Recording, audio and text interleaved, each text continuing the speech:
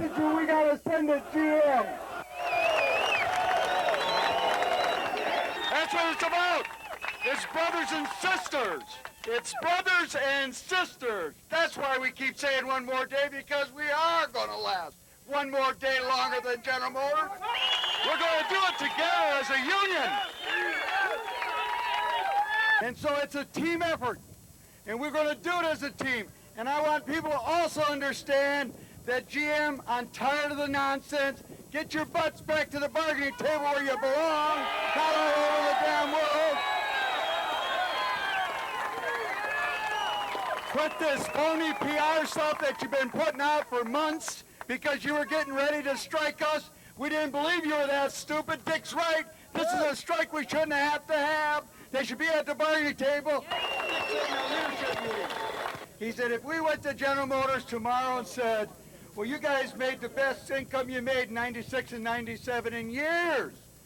Now we want a 4% raise, not a 3% raise, and we want a little more pension. What do you think their answer would have been? Hell no! You got an agreement.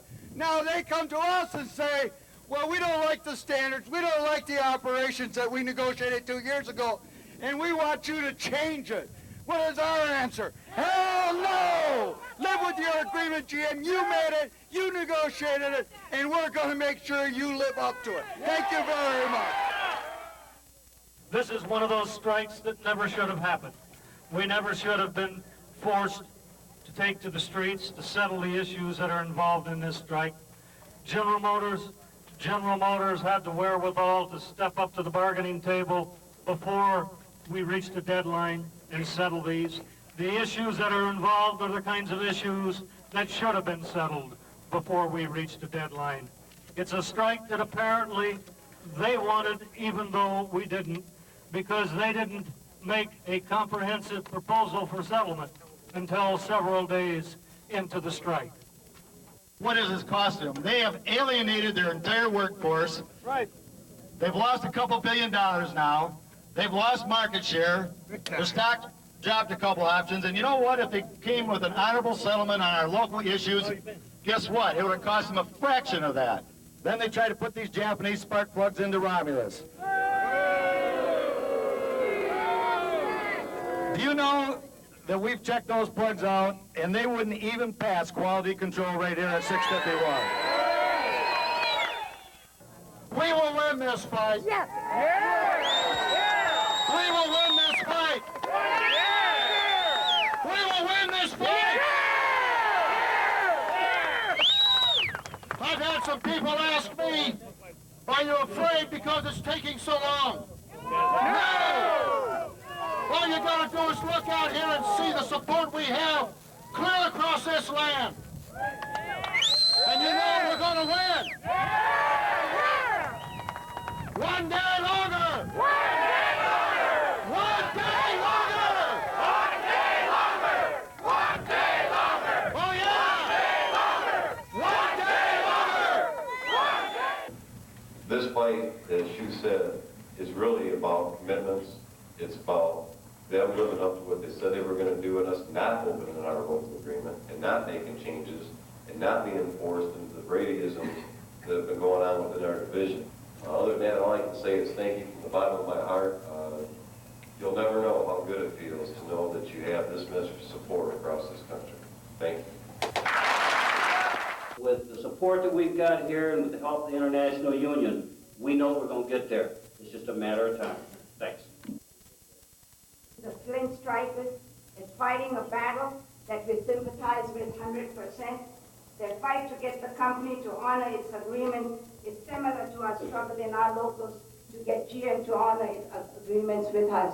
We are in full support of the strikers in Flint, and we support you, and we bring greetings from our membership.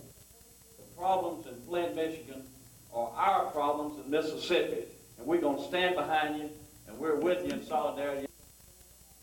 They're supporting you wholly, brothers. They're supporting you wholly. You're talking from a right to work state, and they're with you. So hang in there, go get it, and don't let up.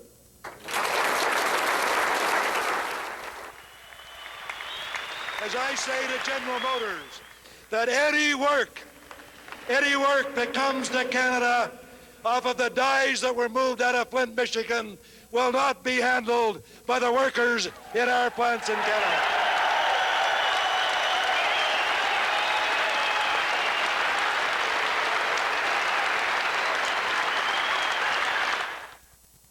Now, you and I know it wasn't too many years ago they were sitting there saying, we want to be your partners. We're losing money, but we'll stay with you. Well, there Dick explained, they're fat cats again, and now they're arrogant about it, and they've forgotten about what they said to you in the early 90s. I think they better look in the mirror and look at themselves and see what they really are. We know what we're fighting for. We know what we're fighting for, dignity and honesty at the bargaining table, and that's what we'll get, or we'll still be here come Christmas. Let's keep it made in America. Now we gotta take a stand. Let's keep our jobs in America. For every woman and every man. We've come so far. We've come so far. And fought so hard. And fought so hard. To earn the right to say. I want to announce to you that we have reached a tentative agreement in 659 and 651. And after 54 days striking one and 48 days striking the other, I think they did one hell of a job in the work they did in behalf of the brothers and sisters in GM.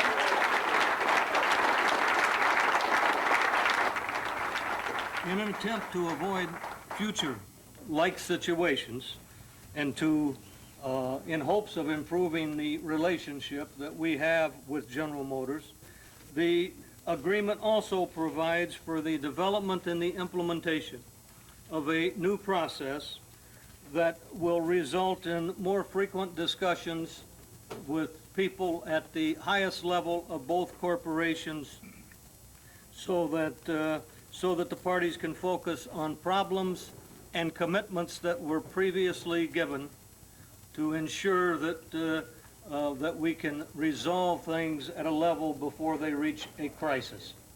We recognize more than anyone that strikes are hard on our membership, and they're also hard on the community. But I got to tell you, the resolve of the membership at the two striking local was the most important factor. Their morale, their attitude, their support, 7.5 weeks at one location, 6.5 weeks at another location, was just tremendous. GM thought they'd wear them out. They didn't wear them out. Everywhere we went, every time we went on the picket lines, their attitude was great. When they talked to the news media, their attitude was great. And their attitude was one day longer. In membership, we did it, one day longer. General Motors, this community, not only the UAW members, but this community as a whole, in Flint or wherever else you have a plant, has worked hard and been a part of you being a successful corporation, and a corporation that's now making record profits. And so you should look around and look at the communities that were damaged because you had a part of this, because you did make agreements with these local unions, and you have to stand up and recognize you made these agreements. And in my view, once you make an agreement, and that goes for us as well, we have to live by it. Let's keep our jobs in America. God bless the